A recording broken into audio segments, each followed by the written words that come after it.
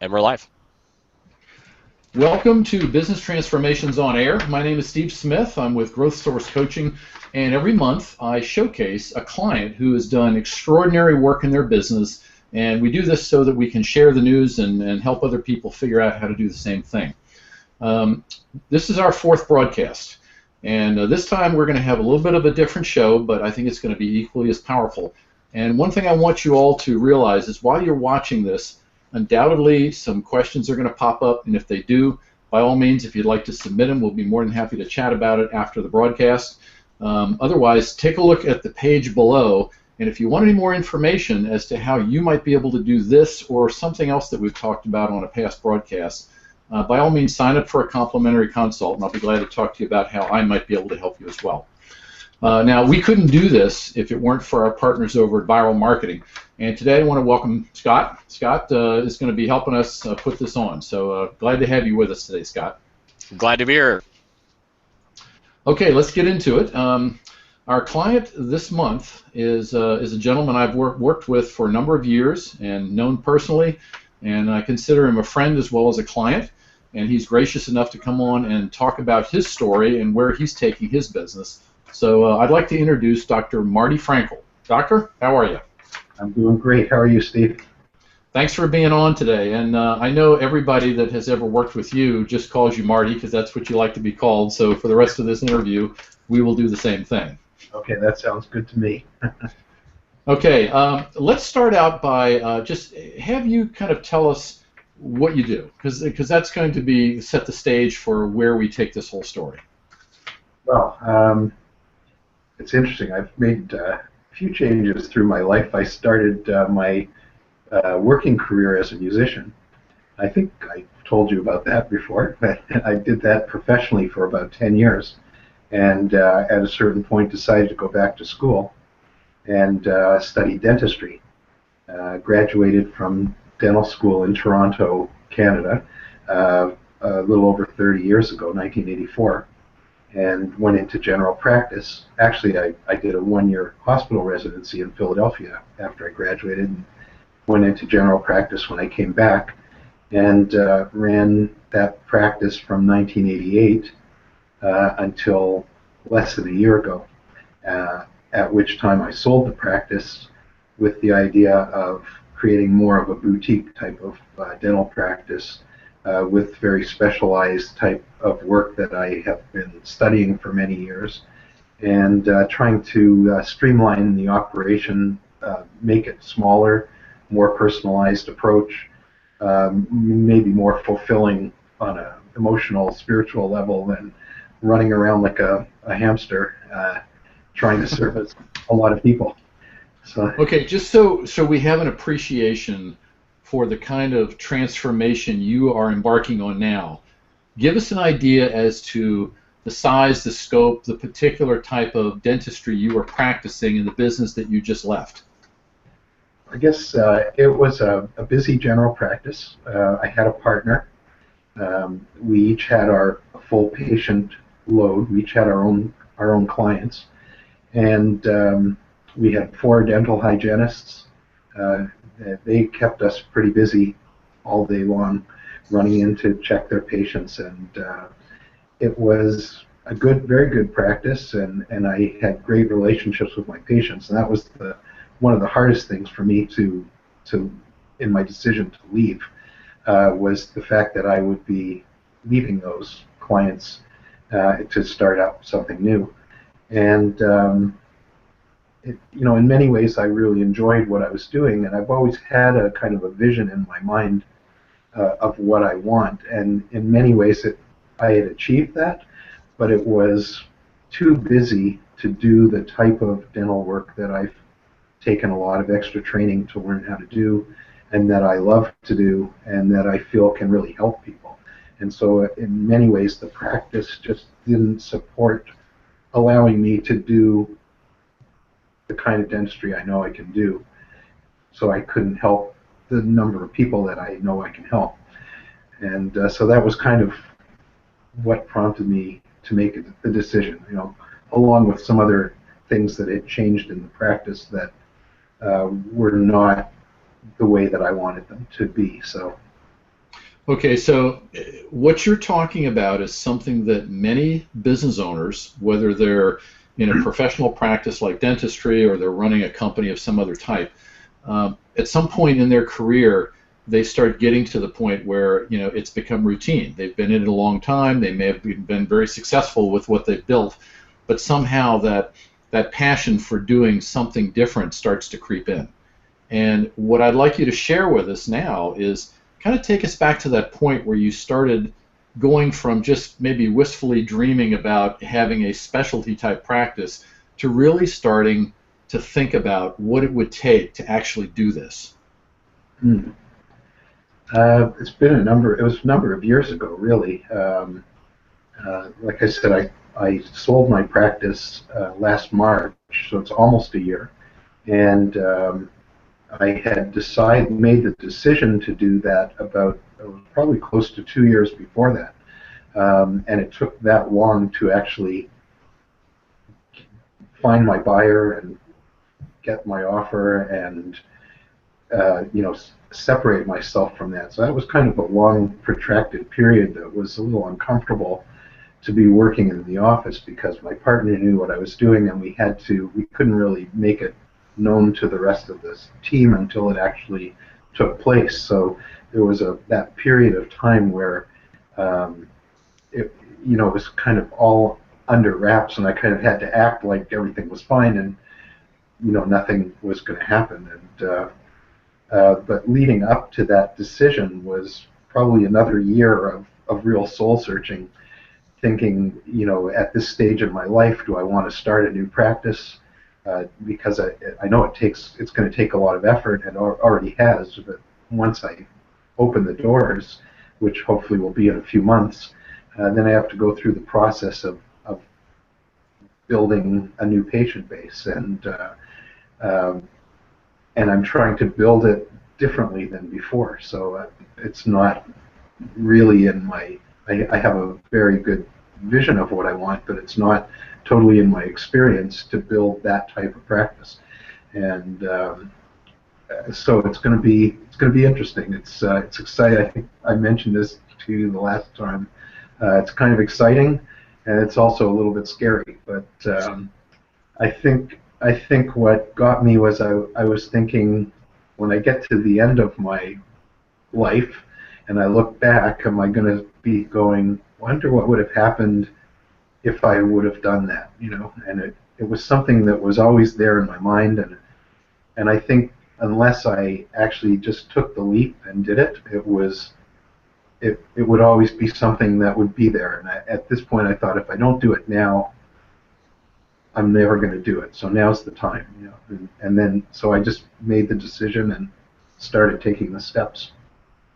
Okay, so you basically started to think about offloading a very successful practice that you'd run for a number of years in anticipation of building more of a specialized type practice where you would handle more of the complicated procedures that people need and that you're good at and you want to offer. Yeah. If you look back at the first practice you started, I mean, everybody goes through startups and change-ups and challenges that they didn't see coming, and you work through them. You have that behind you now. Yes. So you're walking into this new practice. What is it you're going to be looking at that you went through the first time that you don't want to go through this time? I'm losing a bit of your signal here on this side, Steve. I couldn't hear the last part that you asked me. What is it you're going to try to sidestep in your building of your new practice that you endured the first time around because you didn't have any hindsight to work with? Yeah, well, good question. I think I know that I'm starting small. So right now, I'm like I mentioned, I'm renting space from a friend, working a few days a week, and it's just the two of us, and we have a hygienist in 2 or 3 days a month. And I think I'm going to start very small, and as things happen, we'll add staff. So that's one of the things that I'm not going to jump into having a big staff. I want to keep it very small, kind of family-like. But one thing that I never really did previously was market my services. So I never really let people know what I could do and what I was capable of doing. And in fact, even the people on my team, I think, didn't really even know all the all the ins and outs of what I was doing. And it dawned on me one day, maybe 10 years ago, and I started teaching them about what I was doing so that they could talk to people as well about it. Because there's certain things that now that I know, the old saying that when all you have is a hammer, everything looks like a nail. Right.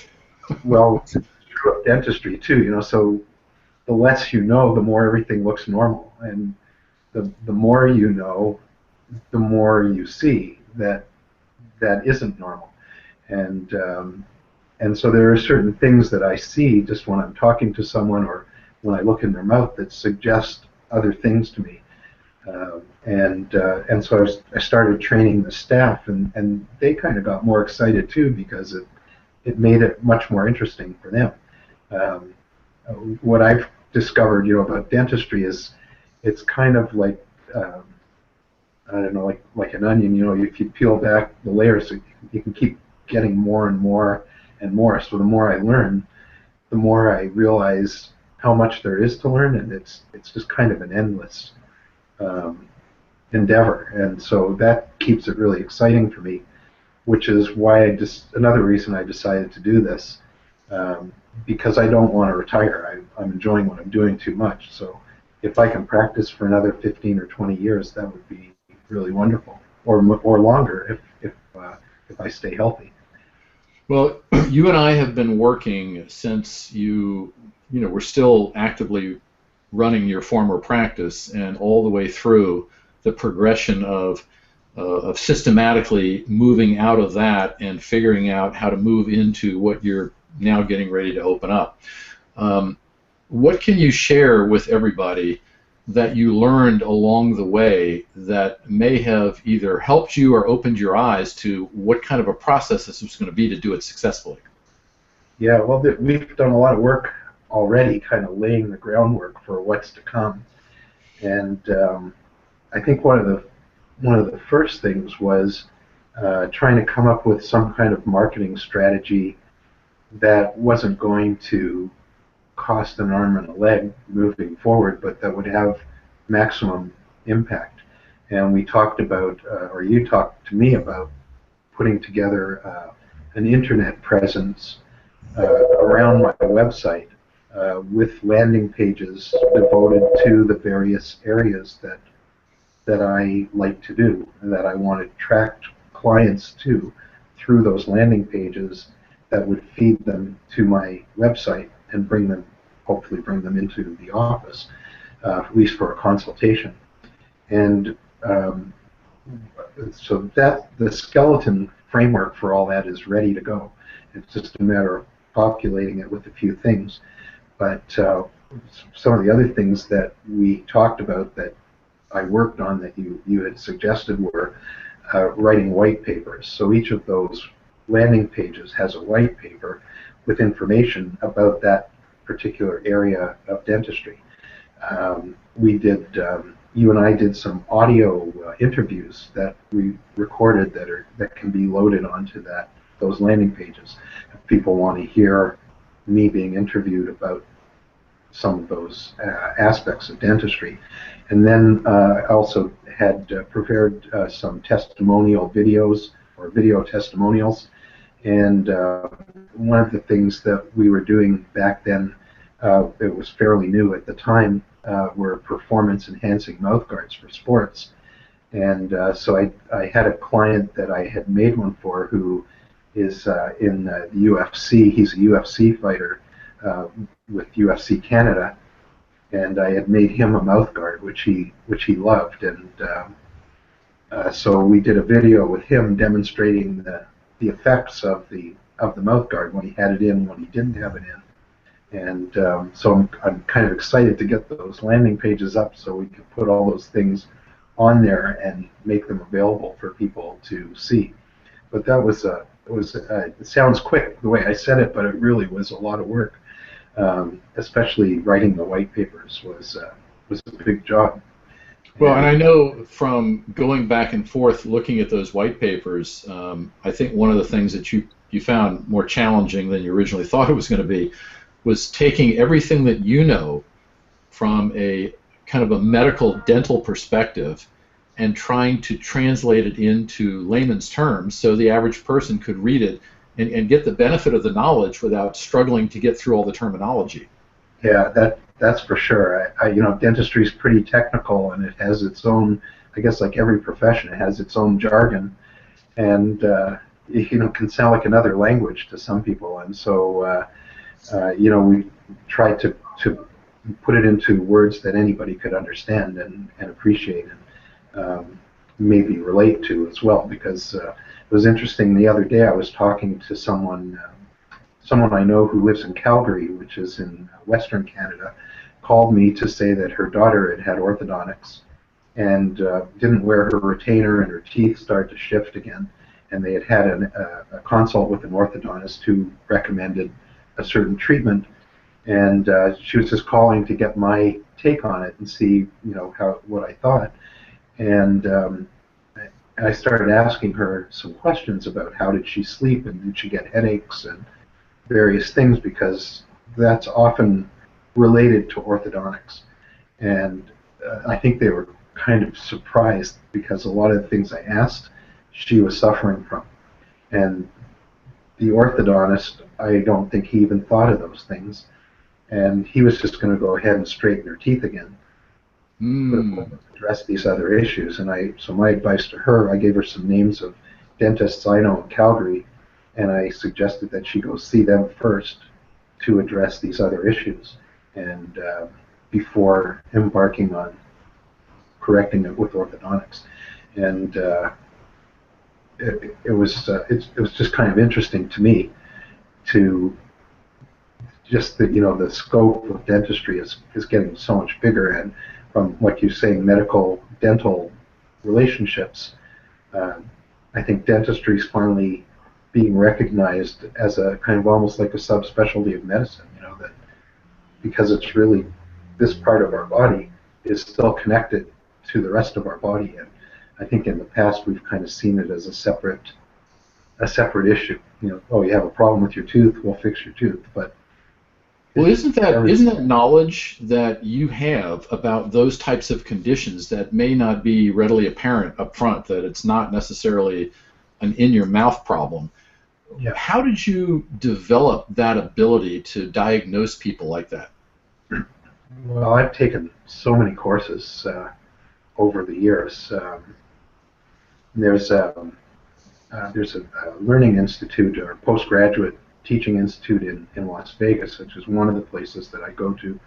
It's called the Las Vegas Institute for Advanced Dental Studies, and it's the thing I love about it's called LVI. What I love about LVI is they're always learning and they're always growing. So what they taught 5 years ago is the basis for what they teach now, but it's evolved so much. So as they learn, they kind of make changes so that we can learn to do what we're doing better. And there are certain camps in dentistry that get stuck in their way, and they don't make those kind of changes, and they keep teaching the old way. And it's kind of like dental amalgam, the old mercury amalgam fillings that at one time were considered to be the best thing, and I don't consider them to be the best thing anymore. But there are still some people who are, hang on tenaciously to those old concepts, and they'll jump up and down and swear, that they're right, that they're the best thing going, and I have to disagree with them at this point, And well, one of the things I know that we've worked on kind of in midstream between leaving the old business and getting ready to start the new one is getting a social media presence out there. Yeah. And you've mentioned on a number of occasions that people who used to come to your old practice have actually found you by finding you on some social media sites. Can you tell us a little more about what that has looked like in terms of the people now that are figuring out where you're moving with your new business? Yeah, well, it's interesting because I set up a landing page in the, just so I would have a presence. And the way that landing page got handled by Google, you could Google my name and it wouldn't come up. And the page was called drmartyfrankel.com, and it still wouldn't come up if you put in Dr. Marty Frankel. So, but what I discovered was that I had an old blog that I had stopped writing about 2 years ago just because of all the stuff with the office. I was too distracted. But it kept coming up when you Googled my name, and people found me. Once I realized that it was coming up, I put a few posts into the blog with my new contact information. And a few people started to find me through that blog, and then you and I talked about it more. And so I've been trying to put in a blog entry a week, and have at the end I have my contact information. But more and more people are finding it and following it. And then one of the things that you had talked to me about, which I've been doing, is repurposing that blog. So from there, so I have the blog, but I also post it to Twitter, and then I also post it to a Facebook fan page that I started up. And so that goes on there. And a lot of people are starting to find it on Facebook. So I know I don't have a lot of likes, but in a short period of time, I have about 74 or 75 likes now. And it's growing gradually, and we've talked about ways to grow that, which I have to do, and I've been a little frustrated trying to get a Google Plus for Business going, but I think that will finally be up next week. I've had some trouble with Google trying to get that going, but have been working on it, and I think that will help bring it together more too, because I think I can put the blog on there and have it attached to other sites. Well, in your new business, the one that's getting ready to open, the difference in marketing that one versus the one you had was, now it's not a question of just numbers, it's a question of what those numbers comprise. Are people finding you for the very specialties that you want to fill your practice with? Yeah. And I think, whether it's the content you put out through videos or audio interviews, or whether it's what you put on your landing pages, that's basically what you want people to see. I mean, you're probably going to get residual patients from the last one that, that are going to want to come in for just regular hygiene checkups. But it's from what you explained very early on, the new practice may have a component of that, but the primary reason for it is to be able to do more of these complicated processes, or these things that you help people diagnose what their problem is in their head and their neck because of what's going on in their mouth. That's right, yeah, and so the marketing has to be much more targeted to what it is I'm doing. And so I'm trying to write the blog posts about those types of issues so that people become more aware of them, and a lot of the things that I deal with are things that people don't customarily think are related to their mouth or their teeth, and so they might go to their medical doctor first for to say, gee, I'm getting these terrible headaches, or I have neck pain, or ringing in my ears, or something like that, and their doctors will look at it and sometimes not be able to find a cause for it, and they say, well, can't find anything, you just have to learn to live with it. Oh yeah. Well, now that you've been spending all this time out there on social media, have you taken note of any other dental practices that are engaging in the same type of thing? I mean, I'm always interested to know for different industries how aggressive or how active social media is for that particular industry. I see there's a trend toward this sort of thing, that a lot more dentists getting involved in co-treating sleep issues. Sleep apnea is one big area where dentistry can really help people a lot. The traditional standard approach to treating that is the CPAP machine, which is positive air. People have to wear a mask when they sleep, and a lot of people aren't very compliant with that. It's not that comfortable, and the dental appliance is much more comfortable. And so I see that there are more and more sleep courses being offered, and more dentists starting to get involved with that. And I think the need for that is huge. So it's not the kind of thing that if 5 or 6 dentists are involved in it, it'll be enough. It really, I think, it requires a lot of dentists to know how to do this so that people can get what they need.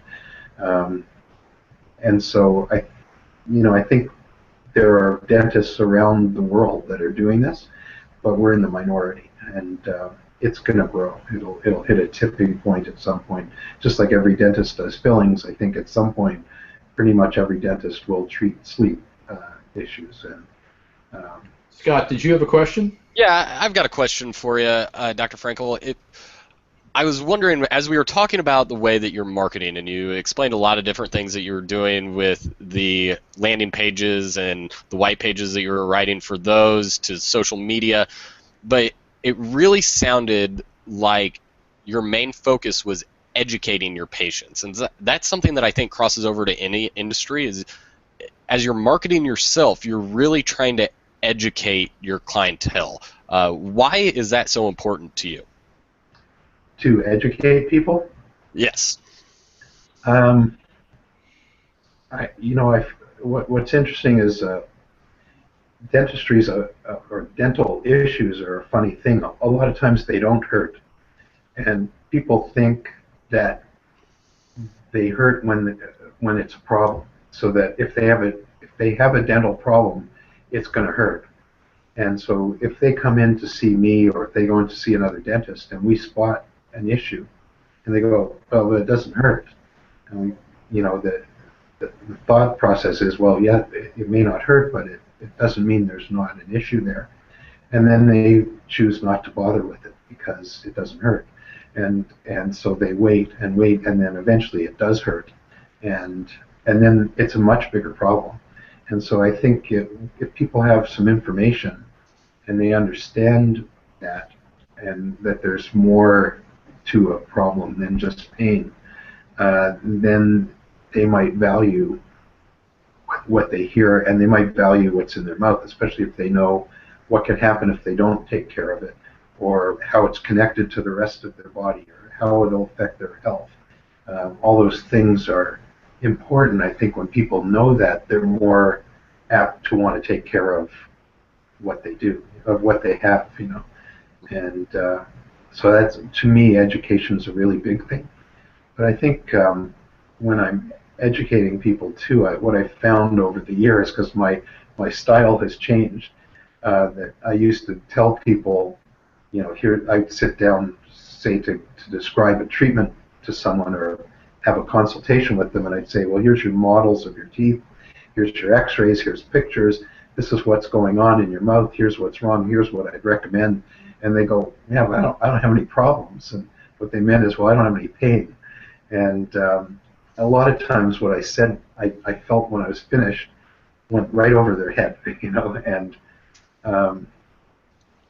I think a lot of dentists have that problem. So my style has changed a lot. And I think it's more than just educating, is letting people understand. If I said, if I was a medical doctor and I said to someone, we've discovered some cancer in your stomach or something like that, and they wouldn't say to me, oh, can you take half of it now because my insurance won't pay for the whole thing, and maybe I'll do the rest next year. They have enough concern about that word cancer that right. they're gonna do whatever it takes to get rid of it, because they know that it impacts them. And so I think in my marketing messages or my educating messages, I want people to understand why that's important to them, so that they have a bit of concern. I mean, a dental issue is not cancer, so most of the time not going to kill them. Although sleep apnea has that potential to kill people, and it's an important message. But but still to have enough concern that they want to do something about it for themselves, you know. Right. Marty, let me bring you back a little bit to this segue that you've been in, kind of getting your new business up and running, taking care of all the planning and the things, the decisions that need to be made in order to actually open that business. Tell us a little bit about some of the thoughts that you've had rolling around in your head as you're going through this. I mean, what has that done to you? Even though I know it's an exciting thing and you're really looking forward to it, what has it done to you, just in terms of being able to stay with it, long enough to get it up and running? Yeah, well, yeah, it's taken a long time, as you know, and it's been at times kind of hard to stick with it because it has taken so long. I find myself getting frustrated sometimes. I wish it was happening faster, and I could just get out there and do it. But I think it's been a really good learning experience and growing experience for me to make that decision that I would leave, which was, like I said, it was a really hard decision, and then to go through a fairly tough negotiation with my partner who actually ended up buying the practice, and which you helped me a lot with that, just listening. It gave me a good ear to kind of unload some of my frustrations and some very good down-to-earth advice about how to deal with it or how to respond to it, which was really helpful to get through it, and now to start thinking forward. And I think that's the big thing. Every now and then I get this feeling in the pit of my stomach and go, am I crazy? Am I doing the right thing? Just to to be able to keep forward thinking on the goal. And I think maybe it was Vince Lombardi or somebody like that who said, if you keep your eye on the goal line, all the obstacles kind of disappear. And so I'm trying to keep my eye on the goal line and just kind of put those fleeting thoughts out of my head and just keep going, because like you said, I guess the big difference now opening the practice, even though I've never built a practice like this, is I have 30 years of experience behind me, and I know that I've built trusting relationships, and I know how people relate to me and how I relate to them. And I think really dentistry, like other businesses, it's a relationship business. It's about building trust and being honest with people and having them know that I have their best interest at heart. That was hard to build way back, but I don't think it's going to be as hard to do now.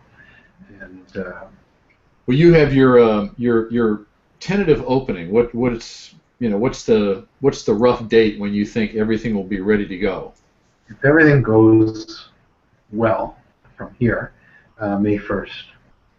And what big things need to be done between now and May 1st for you to know that, yeah, May 1st is going to be a solid date and you're going to get there? Well, the sort of unpredictable part right now is I have the lease. I've got my location. I've signed the lease.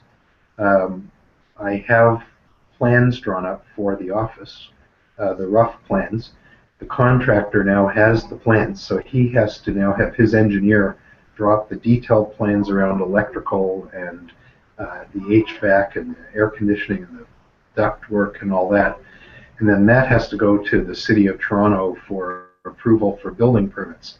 So it'll take his engineer about a week and a half to 2 weeks to draw the plans. It will take the city anywhere from 2 weeks to a month to approve it.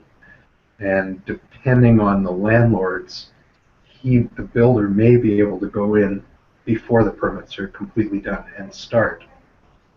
He just can't finish until the permits are there. So right.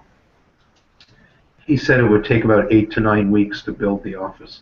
So it just depends when he starts. Once he starts, I think we'll be pretty good. And is there a point prior to May 1st when everything is lining up and you're eventually seeing that date is there a point where you're going to actively start marketing to let people know that you now have this new practice and these are the things you specialize in, to start getting people to contact you, or at least just to be aware of where you are? Yeah, I don't know the exact point yet, but I'd like to do it, and I'll probably take some advice from you on that too. But I think at least a month ahead, maybe ideally, maybe even a little bit more than that. So pretty soon, I think I'd like to get those pages up with the contact information.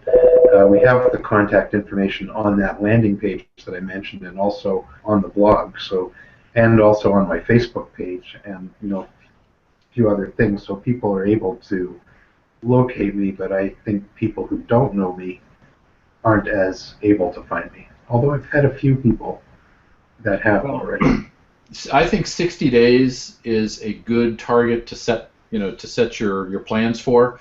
The advantage you have is that there's enough things out on the internet about your prior business that you're not completely, transparent. I mean, from a standpoint of nobody knows who you are, or you don't have any presence out there. You have something to build on. If you had nothing out there, I'd be saying, gee, we're probably 4 months late. But the fact that you have things out there working for you already, it's just a matter of making a course correction. I think you'll do fine. Yeah. There's some other things I just found out yesterday that you might recall that I had a lot of reviews on Google that were tied into my old location. And when I was looking for them and had trouble finding them, and they're still tied, they're sort of embedded now in the old location. They don't come up with my name. They do, but you have to really search for them.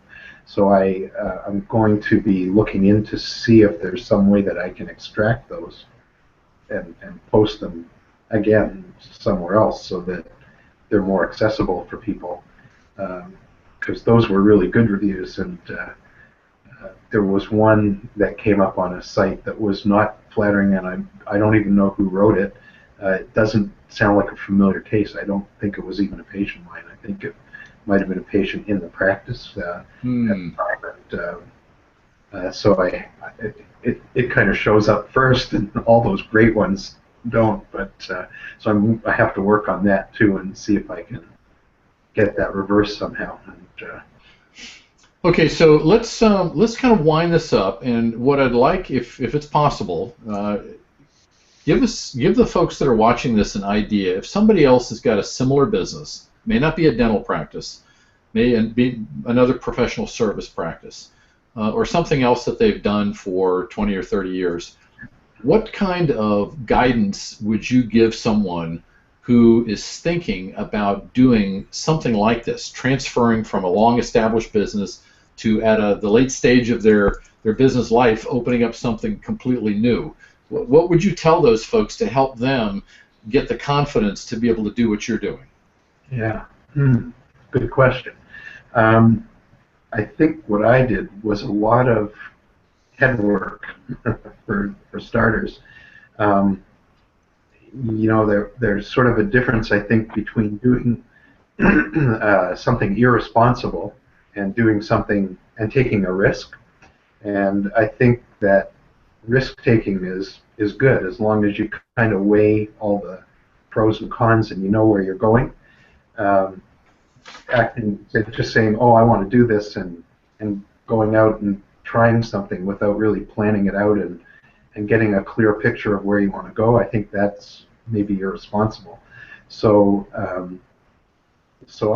I really crystallized my vision for what I want to form. I've written down pages and pages of pictures in my mind of what I really want my office to look like, the types of procedures I want to do, how many staff members I ultimately want, all those sorts of things. I've planned those out, and I worked with you. I don't think it's something, especially dentists. Our business training in dental school maybe was an hour or two in 4 years. We don't really come out as business people. We're not supposed to think of it as a business, and I don't really think of it as a business. But in reality, at the bottom line, if we're not profitable and people don't come to see us, we won't be around very long in order to be there to help people. So, you know, to work with someone like you who can kind of help direct me and to, you know, think along certain lines and put the right things in place. You know, in our case, white papers and a web presence and social media presence and all those things were, I think, really important and really valuable. And you know, I think anybody who's contemplating doing something like that, any kind of transition to provide their service in a slightly different way than the norm, would really benefit from talking to you or you know, working with someone that, I think I have to do the work to make things happen, but it's really hard to do it all alone. You know, so to have help, to put together a team of advisors that can really help you, so you kind of avoid landmines going along the way. You know. Scott, any thoughts or closing questions?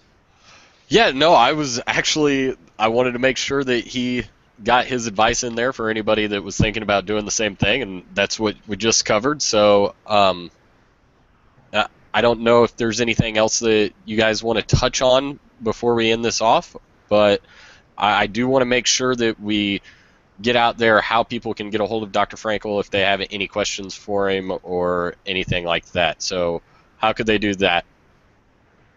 I'd probably add a couple more things in it, you know, just to say that working with Steve's been fantastic, and he's not only very thoughtful about the things he says and pretty targeted, but he's just a great guy and very good to work with. And you know, like he said, you know, I think we've become friends through all this, and it's that's a very nice thing to have happen too. If anybody wants to contact me, they can reach me. I'll give you a phone number, I guess, which is 416-805-3796, and my email would be dr with my initials MEF @rogers.com, and Rogers is ROGERS. All right. And I'll make sure that in the replay copy that we get those links in there so that people can get a hold of you. And Steve, is there any way that people could get a hold of you if they have any questions for you particularly? Yes. If you're watching this broadcast and some of the things that we've talked about have really resonated with you in your current situation, and maybe you just want to have a few minutes to get an idea of what your options are. I do a lot of those kinds of phone calls. They're very low pressure. It's really designed to help you get more clarity about where you should be going with your own business venture or your next dream. So if you want to have those conversations, you can call me on my direct line. It's 949-951-9163. Or you can visit my website at growthsourcecoaching.com. And there's a lot of great resource material on there, and it'll basically explain how we do everything that we do for folks like Dr. Marty, as well as other clients that we've had on this program in past months. So the only thing I say is if you have those questions, if you're really serious about changing your outcome, don't wait for things around you to change. That's usually a recipe for disappointment. Pick up the phone and call, or send me an email. I'd be happy to chat with you and help you figure out which way you need to go, and then you make the decision as to how you want to get there. All right, great. And just want to thank you, Dr. Frankel, for joining us today. And Steve, it's always great having you on. We'll have another Business Transformations on Air hangout next month. I hope that everybody can join us, and we appreciate you joining us this time. Scott, thanks for handling it today. I appreciate it. So take care. Dr. Marty, thanks for being on. It was really nice to have you. My pleasure. Thanks for having me. Okay. All right. Take care, guys. Bye-bye.